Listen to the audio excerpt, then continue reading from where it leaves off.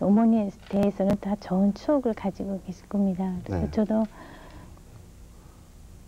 저희 어머니는 늘 저희들을 교육하고 아주 엄격히 가정 교육을 시키는 그런 분이었습니다. 네. 아버지는 어떤 분이십니까? 예, 지금 생각해 보면 저희 아버님은 가정적이시고 예. 또 가족을 위해서 또 열심히 또 일하시는 그런 분이십니다. 네. 꿈에 보십니까? 가족들? 예.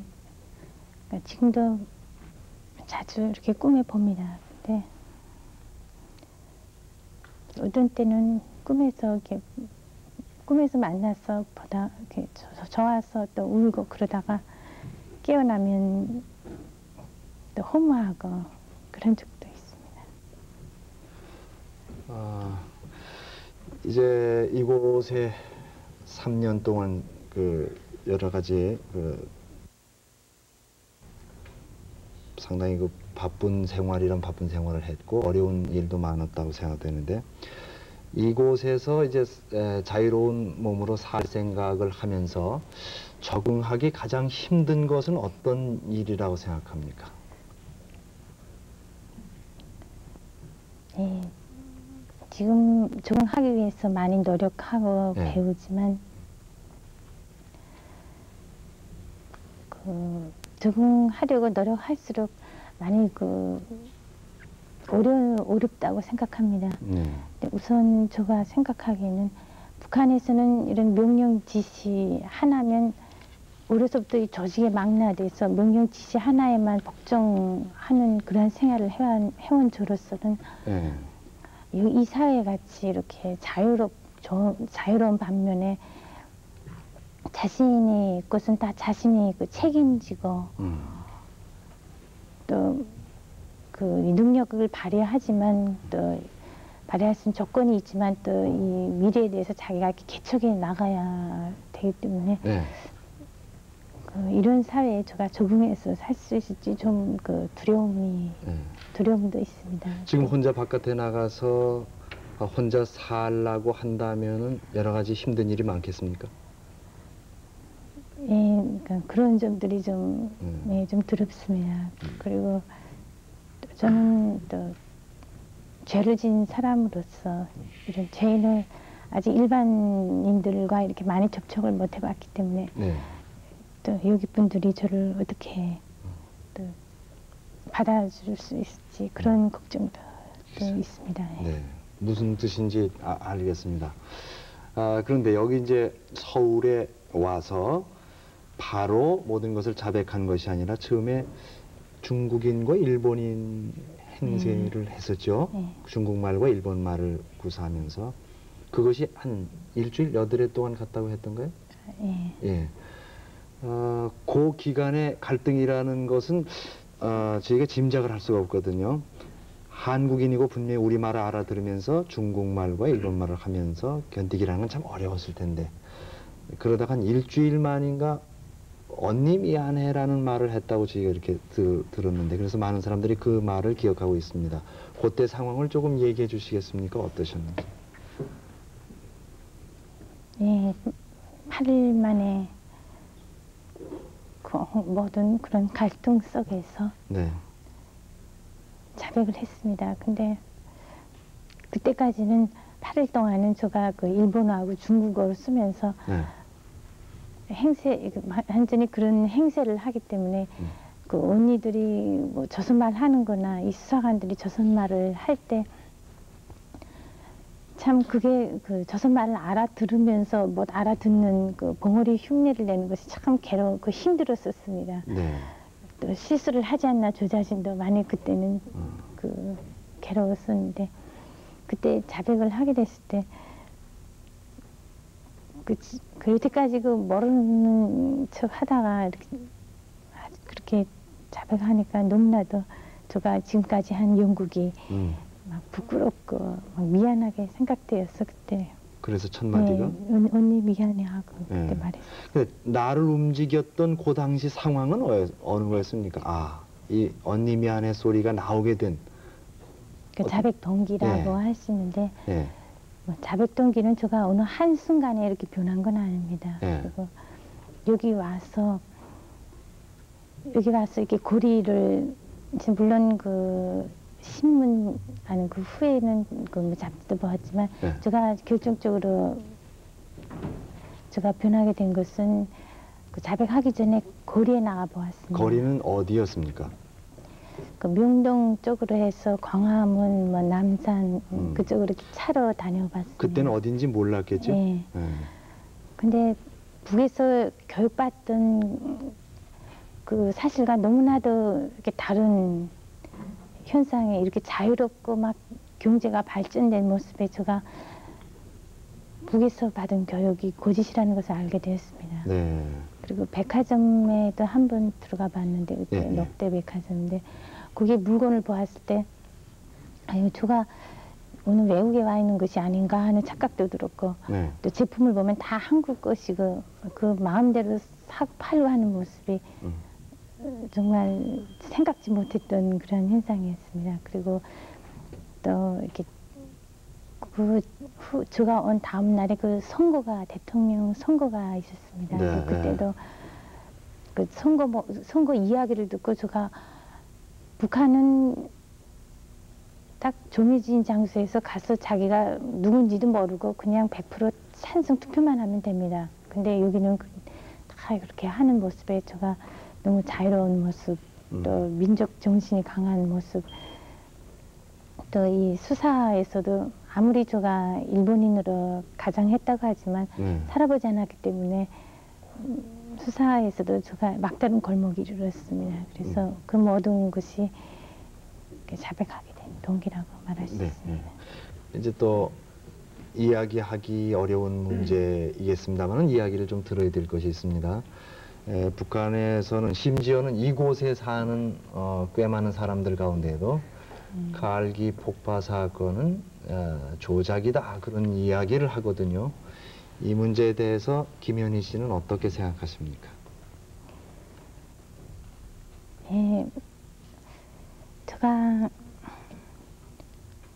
그 모든 그 갈등 속에서 자백을 했고 또 이미 그 재판정을 통해서 그 확인되었는데도 그런 의심을 하는 데 대해서 저는 몹시 놀랐습니다. 저희 부모님이 또 북한에 있고 저희 친척 모든 분이 다 지금 저 아는 분들이 북에서 다 살고 있는데 또 여기는 제가 나온 학교도 없고 저 아는 친구도 없습니다. 네, 그것도 이상한 일이에요. 그리고 이상한 일입니다. 그리고 제가 그때는 이해를 못했었는데 왜 그 의심을 하는가 이해를 못했는데 지금은 이런 그 자유로운 사회에서 일반 사람들이 상식으로서는 도저히 그 상상조차 할 수 없는 그러한 테러이기 때문에 이런 의심을 한다는 걸 제가 알게 되었습니다. 그리고 이런 의심이 생기는 그 자체가 바로 북한이 자기들이 발뺌할 수 있는 좋은 기회로 되고 또 앞으로 또 다른 그 테러 행위를 할 수 있는 그런 용기를 주는 것으로 된다고 생각합니다. 그래서 저는 이 사건에 대하여서는 여기 국민들에게 정확히 알려주고 앞으로 다시는 이런 범죄가 없도록 하는 것이 제가 해야 할 일이라고 생각합니다. 자, 이제 다시 김현희 씨 이제 어린 시절 얘기를 좀 해야 되겠는데 한 번 화제가 됐었고 뉴스거리였습니다만은 북에 있을 때 소녀 시절에 어린 시절에 화동 꽃을 바치는 화동을 했다고 했었거든요. 그래서 남쪽에서 간 대표들에게 꽃을 전했다고 했었는데 그 당시에 기억나는 대로 그 당시 상황을 좀 얘기해 주시겠습니까? 그때 중학교 1학년 때인데 네. 어느 중학교? 중신중학교 1학년 때 저 선생님이 선인단 지도원 선생님이 불러서 그 선생님을 따라 그 평양시 그 행정위원회라는 곳에 갔습니다. 행사부, 그러니까 행사부라는 곳에 갔는데 거기는 한 그 20명의 어린이가 와 있었습니다. 그래서 그때 선생님이 이렇게 저희에게도 이렇게 아버지 직장이 뭔가 물어보고 그때 저희 아버지가 외교관이었는데 서평양역에 선로공이라고 대답하고 또 세상에 부름 없습니다라고 대답하라고 다 사전에 교육을 주었습니다. 외교관이라는 것을 감추고 선로원? 예, 선로공이라고. 선로공이라고 그래서 그러라고. 평범한 노동자 농민이 아를 딸이라는 것을 이렇게 보여주기 위해서. 그리고 이렇게 옷 색동 저고리랑 뭐 이봉이랑 그런 걸 지급해 줬습니다. 그리고 그 다음 날 그 까루샤리라고 하는 그 고급 버스에 태워서 생활을 들고 평양에서 조금 떨어진 아마 중화구역이라고 생각되는데 거기 야산에 갔습니다. 근데 헬리콥터가 잠시 후에 이렇게 내려오더니 거기서 손님들이 내려옵니다. 그래서 저는 누군지는 모르지만 그때 그냥 두 번째로 주시는 분한테 내리는 분한테 가서 내리는 분한테 가서 그때 꽃다발을 드렸습니다. 그분이 누구였다는 것이 여기서 화제가 됐었거든요. 당신은 뭐 누군지 전혀 모르고 두 번째 내린 분에게 그분이 누구였다고 그러시죠? 여기 왔어야 뭐 장기영 그분이라고. 그런데 이제 얘기가 그 뒤에 그것이 김현희 씨가 아니었다 그런 얘기가 있었는데 김현희 씨한테 보여드릴 화면이 있습니다. 자, 시청자 여러분과 함께 잠시 화면을 보겠습니다. 난데 이건 난 마임이라는 겁니다. 꽃다발을 그때 그 대표들이 왔을 때 꽃다발을 올 때도 쓰고 갈 때도 쓰고 난 이거 당사자인데 이 뇌물이 있는 거 이거 마임이라는 겁니다. 제가 지금 평양에서 살고 있는데 그럼 제가 마임이란 말입니까? 사람 잡아도 불수할지 이렇게 폰폰히 내가 눈을 뜨고 살아있는데 내가 마임이라 멀리는데 내가 가만히 있겠습니까? 좀 참을 수 없습니다 정말. 이걸 정말 똑바로 해명하지 않고서는 참지 못하겠습니다. 당장 그 마임이라는 여자를 이 자리에 데려다 놓고 사진을 놓고 결판내고 싶습니다. 저는 제가 지금 신문 보면서 여기 사건에 대해서 많이 떠들고 있기 때문에 이거 다 저작곡이다 하는 것을 이제 인식을 했겠습니다. 그러나 내가 직접 이렇게 들쓰고 보니까 저는 과연 그 남조선 캐리들이 때까지 계속 떠든 것이 100% 다 거짓말이구나, 다 날조로구나, 다 저작이구나. 내가 이걸 똑똑히 알게 됐습니다. 나는 정말 이걸 이 자리에서 큰 남조선 캐리들이 이런 비열한 행동에 대해서 난 정말 스물살 목소리로 단호히 규탄합니다. 자, 지금 이제 그 화면 속에서 마유미라는 이렇게 얘기합니다. 김현이라고 하지 않고 그 사람이 아니고 정의선이 자기다 이렇게 얘기를 하거든요. 저렇게 펄펄 뛰고 하는데 그러면 저건 어떻게 된 겁니까? 아니 그러니까 저도 뭐 그 전에 한번 본 적이 있습니다. 비디오를. 근데 저 비디오를 아마 그 조청년에서 저는 만들었는 것으로 알고 있는데 조청년 기자회견으로 나왔죠. 근데 저기서는 바로 왜 저 정의선이라는 조동무가 저를 왜 마음이라고 이름을 부릅니까? 북한에서 저기서 만들었으면 곧바로 저를 그 김현이라고 그렇게 부른다면 부르고 그 장면이 저 북한에 TV에 나갔었다면 저를 알아보는 사람들이 많았을 거인데 왜 그렇게 못하는지 모르겠습니다. 그리고 바로 저 장면, 저 동무가 저를 더 이렇게 확신성 있게 만들었다고 생각합니다. 무엇을 확신하게 만들었더니? 사실 그 자백하고도 또 기자회견도 했지만 조금은 이렇게 마음속에 이렇게 갈등이 있었습니다. 자백을 한 후에도? 물론 제가 혹시 배반한 것이 아닌가, 또 이게 나만이 너무 좋은 면만 보고 그런 것이 아닌가 그런 조금의 갈등이 있었는데 저 장면을 보는 순간에 너무 장본인 저가 여기 있는데 북한이 하는 저 짓이 너무나도 저열하고 막 배신감을 느꼈기 때문에 저는 전혀 그 후로는 후회한 적이 없습니다. 오히려 저러한 주장이 마음을 굳게 했던, 또 굳게 하고 확신을 가지게 확신을 했습니다. 갖게 됐던 계기가 됐다. 거기서는 계속 김현이라고 하지 않고 마요미 이렇게 얘기를 하는가 보죠? 예, 그렇게 하는 것 같습니다. 한 번도 왜 저를 김현이라고 부른 적이 없습니다. 네. 자, 다시 이제 어릴 때 이야기를 조금 더 하겠습니다. 영화 출연도 하셨다면서요? 아역 배우. 몇 살 때 무슨 영화에 나갔었습니까? 북에서? 그러니까 인민학교 때, 네. 그 인민학교 2학년 때 그 사회주의 조국을 찾은 용수와 용옥이라는 사회주의 조국을 찾은 용수와 용옥이. 영수와 영옥이. 네. 그 영화에서 용옥이 어린 아역을 했고 네. 중학교 1학년 때인가 그 딸이 심정에서 그 용의 어린 시절로 나왔었습니다. 했습니까? 근데 그것은 본인이 하고 싶어서 하는 겁니까? 뽑혀서 가는 겁니까? 북한에서 그때 그 학교 다닐 때 그 아마 영화 촬영소에 다니는 사람이 와서 뭐 사진도 찍고 이렇게 뭐 뽑아서 선발해서. 그럼 계속해서 영화 배우를 했으면은 또 오늘날 또 이렇게 이 자리에 서지도 않았으리라는 생각인데 왜 영화 배우를 계속 안 했습니까?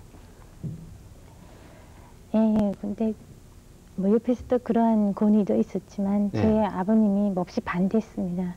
예술을 반대해서 길이 이렇게 달라졌습니다. 아버지의 반대로. 그럼 어릴 적 꿈은 무엇이었습니까? 무엇이 되고 싶었습니까?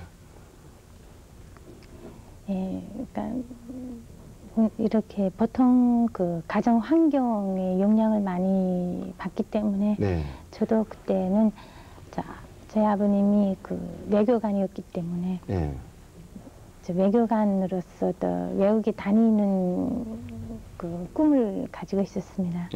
근데 중학교 올라가서 제가 졸업할 때 그 북한에서는 40대의 그 여자가 그 식물학에서 이렇게 무슨 기름꼴이라는 그 기름 작물인데 그것을 재배해서 크게 재배해서 큰 성과를 얻었다고 뭐 수령님께 기쁨을 드리는 그런 공로를 세웠다고 박사 칭호를 받고 또 영웅 칭호 받고 뭐 김일성이를 만나고 또 TV 영화 만들어가지고 대대적으로 뭐 숨은 영웅들 따라 배우자는 그런 선전이 있었습니다.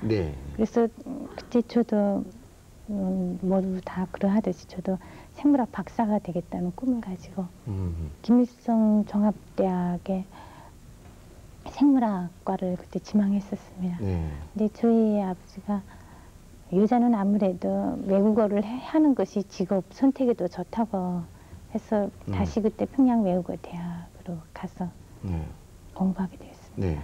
그럼 그때 평양 외국어대학 다닐 때 대남공작원으로 뽑혔다고 알고 있거든요.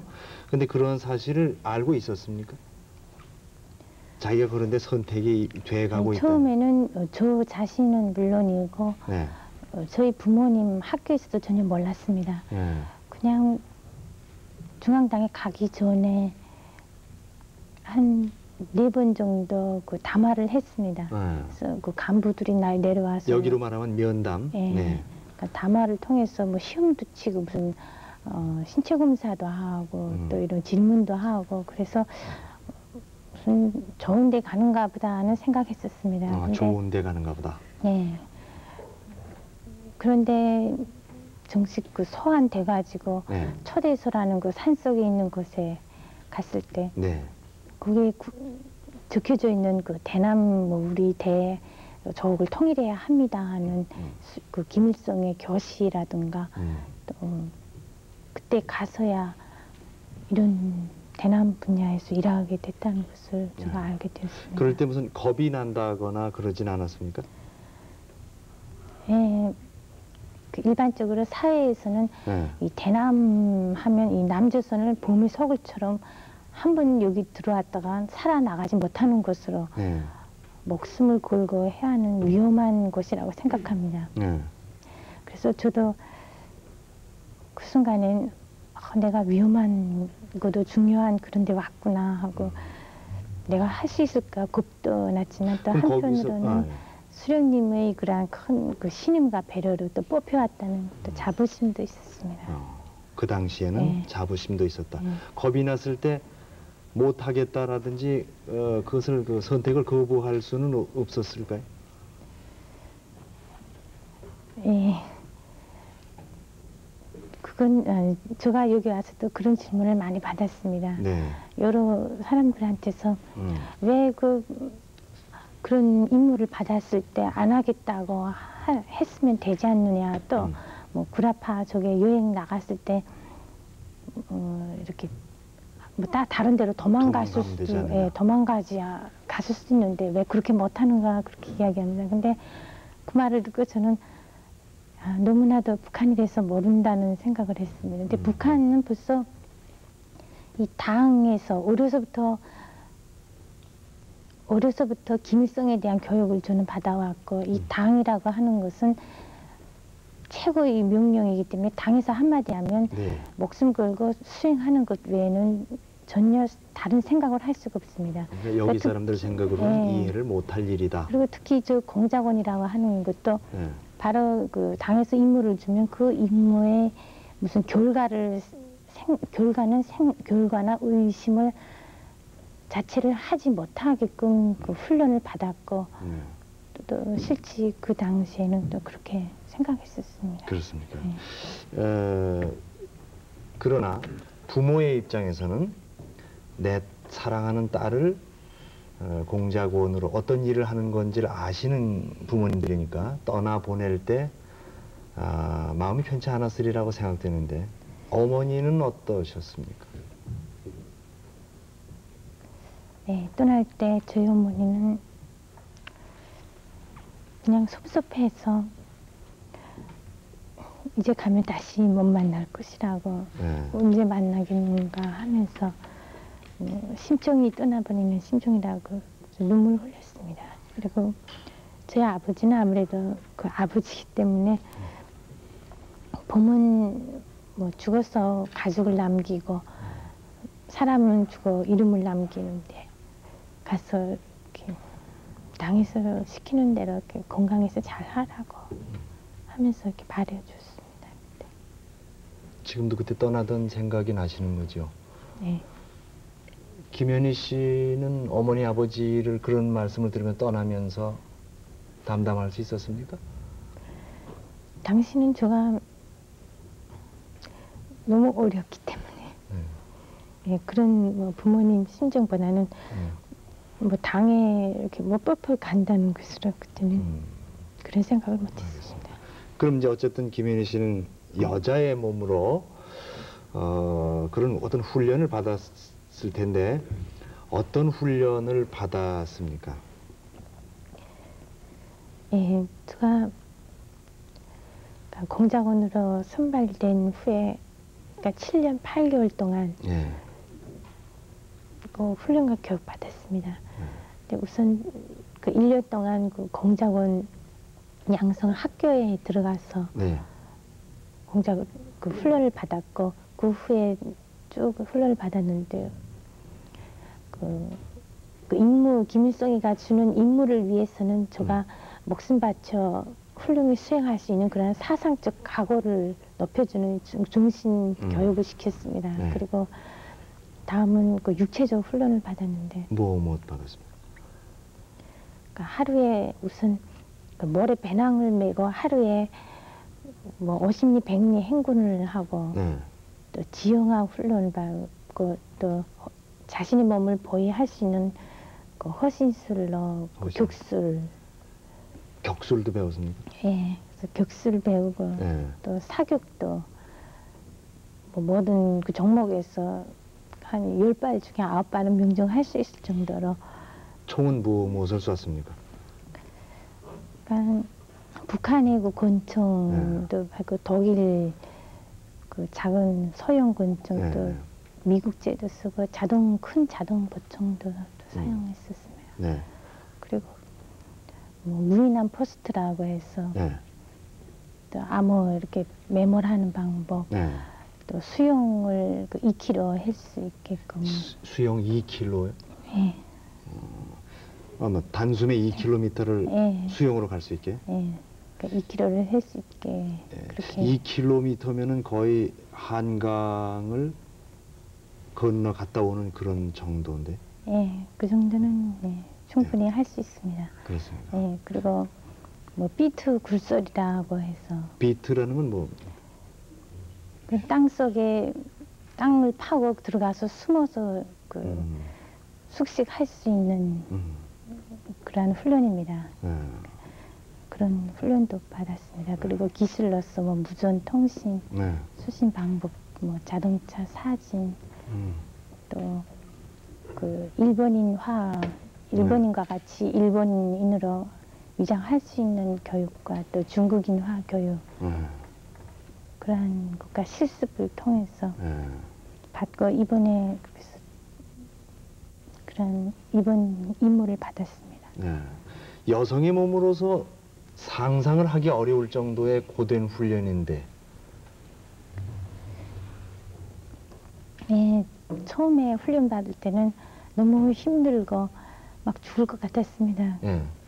근데 그때는 조국 통일을 위해서는 이러한 뭐 시련과 이러한 곤란을 극복해야 한다고 그래야지 혁명가가 된다는 각오, 그런 혁명가가 될 수 있다고 의지로서 그때는 참고 극복했습니다.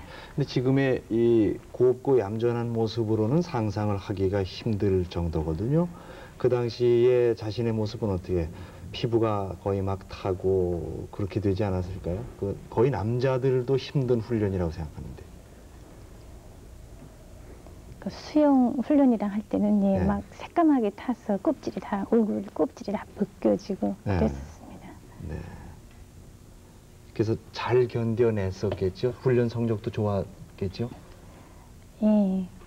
그러니까 그런 훈련도 받고 네. 또 자체 생활할 수 있게끔 석탄도 자기네가 이겨서 삐치가도 떼게끔 그런 훈련도 받았습니다. 그래서 네, 마지막 총알로서는 아주 잘 했다는 평가를 받았습니다. 마지막 총알하는 거는 총점, 네. 최종 평가 그런 네. 뜻입니까? 네. 네. 자, 잠시 이 자리에는 중학생, 고등학교 학생, 또 대학생도 있고 직장인도, 김현희 씨로 기준을 한다면은 아저씨, 또 아주머니, 할아버지, 할머니 되시는 친구 될 만한 분도 계시고 많이 계신데, 시간상 많은 분은 어렵고 순서를 지켜서 한 분씩 손을 막 드시지 마시고 질문을 하시면은 제가 연결을 해드리겠습니다. 자, 앞에 하는 분부터. 숙명여자대학교 생물학과 2학년에 재학 중인 신수연입니다. 김현희 양께서는 통일의 꽃 임수경 학형을 만나보신 적이 있으신 걸로 알고 있습니다. 만나셔서 어떤 얘기를 나누셨는지 구체적인 대화 내용을 알고 싶고요. 또 임수경 학형의 방북 활동에 대해서 어떻게 생각하시는지 알고 싶습니다. 네. 임수경 양을 만났습니다. 근데 그때 만나서 이야기를 했는데 임수경 양은 북한에 초청된 손님으로 가서 단지 북한에서 외국 손님들에게 보여주는 그런 참관 코스를 따라서 그것만 보고 와서 북한의 중심에 있는 큰 북한의 간부들만 사는 아파트에 들어가 보고는 뭐 북한 인민들이 잘 살더라. 또 북한 인민들이 또 김일성이를 진심으로 이렇게 찬양하고 진심으로 우러러보는 것 같다. 뭐 그런 이야기를 했습니다. 그래서 제가 북한에서 살다 왔고 또 북한에도 그런 영국에도 한 사람으로 참가했던 사람이기 때문에 북한의 그 진실을 제가 이야기해 줬는데 임수경 양은 저에게 남한에 대해서 뭐 잘 모른다고 하면서 잘 이야기가 통하지 않았습니다. 그래서 제가 그때 느낀 것은 저는 북한에서 그렇게 폐쇄된 사회에서 아무것도 모르고 김일성만 알다가 여기 와서 진실을 깨달았는데 임수경 양은 이렇게 자유로운 사회에서 모든 것을 사고하고 판단할 수 있는 교육을 받았는데도 또 대학생이면 지식인인데도 그렇게 북한에 가서 그 거짓을 그대로 믿는 거기에 제가 너무 놀랐습니다. 그리고 마음이 너무 순수하다고 저는 그때 생각 때문에 좀 안타깝게 느꼈습니다. 네, 다음 분쯤 하시죠. 네, 이번엔 남학생입니다. 중동고등학교 2학년에 재학 중인 이동욱이라고 합니다. 얼마 전에 제가 TV에서 북한의 한 결혼식 장면을 봤는데 북한에서는 도대체 어떻게 결혼을 했는지 하고 있는지 제일 궁금했었는데 설마 당에서 너 나와 결혼해라 이렇게 하진 않을 거 아니에요.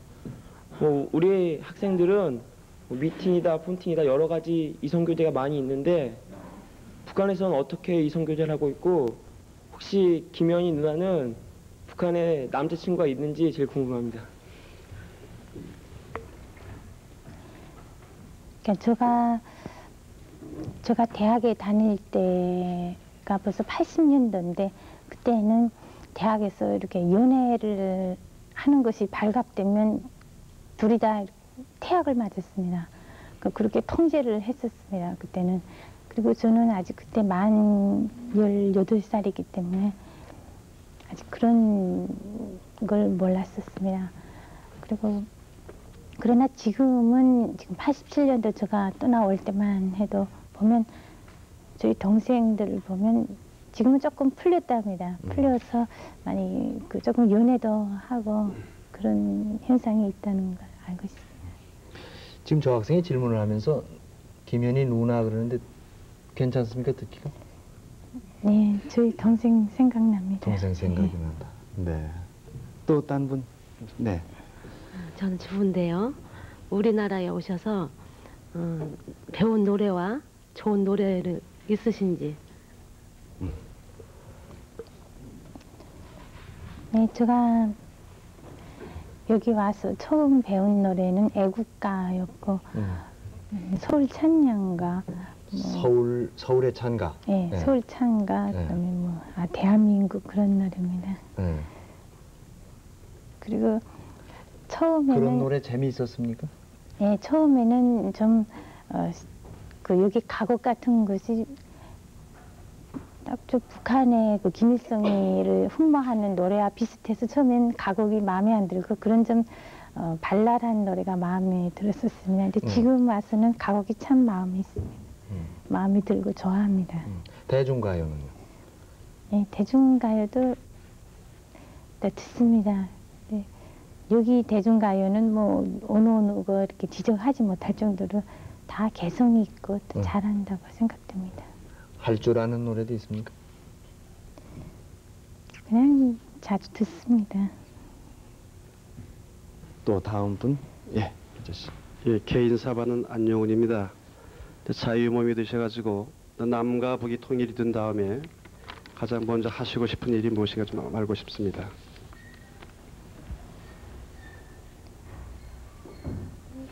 예, 통일되면 우선 저희 가족, 저희 부모님 만나고 싶고 또 저희 이 사건에 대해서 북한 인민들에게 정확히 다 그대로 알려주어서 북한 김일성이가 얼마나 극악한 행위를 했는가를 그들에게 이렇게 확실하게 깨닫게 하고 싶습니다. 네, 또 있습니까? 네. 네, 그동안에 한국의 정치 상황에 대해서 보신 대로 또 느끼신 대로 다시 한번 좀 말씀해 주셨으면 고맙겠습니다.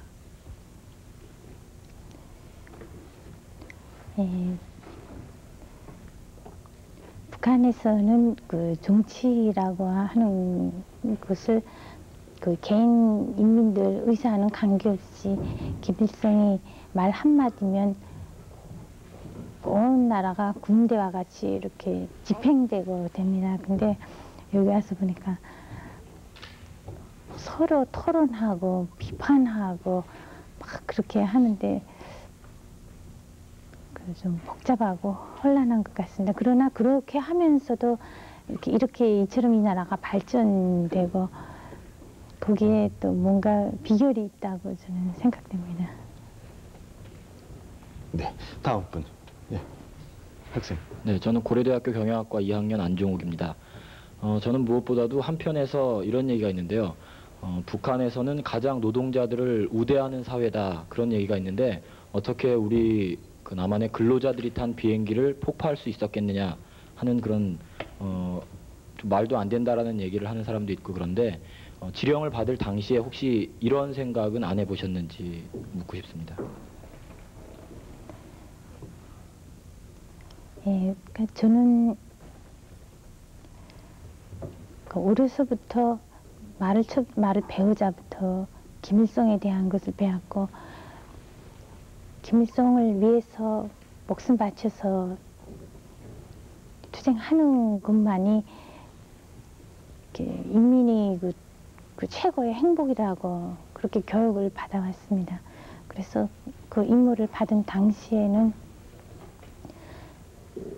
너무나도 엄청나고 큰 임무를 받아서 처음에는 좀 두렵고 좀 불안했습니다. 제가 이런 임무를 수행할 수 있을까 그랬지만, 당에서 저를 신임하고 이런 큰 임무를 맡겨준다는 데 대해서 감격했고, 또 이것이 그 조국 통일을 위해서, 또 이번에 88 올림픽이 두개조선 조작 책동이기 때문에 반드시 해야 할 일이라고 교육받았고, 또 그래서 그때는 오직 그렇게 생각하고 임무를 어떻게 하면 훌륭히 수행할 것만 생각했었습니다. 알겠습니다. 자, 지금까지 이야기를 하면서 가만히 보면은 똑같은 인간으로 태어나서 다 각자의 할 일이 있고 자기의 몫을 해가면서 살 권리가 있는데, 우리로서는 참 비극적으로도 이념의 갈등 속에서 김현희 씨와 같은 이런 희생자도 나왔다는 그런 생각을 합니다. 그러면은 억울하다는 생각이 들지 않겠습니까? 인간적으로. 네. 북에 있을 때는 몰랐는데, 네. 지금 와서 보면 지금이야 제가 그 김일성이 그런 체면술에서 막 풀려난 것 같습니다. 그리고 저도 제가 어쩌다가 이런 큰 죄를 짓고 또 이런 비극의 주인공이 되었나 하고도 생각되고, 또 그 유족분들에게 어떻게 사죄해야 할지 이미 돌이킬 수 없는 그런 죄가 된 데 대해서,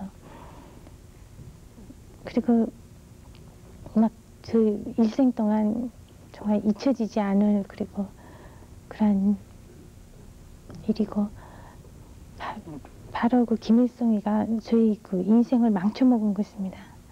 그래서 지금은 누구보다도 김일성이를 증오합니다.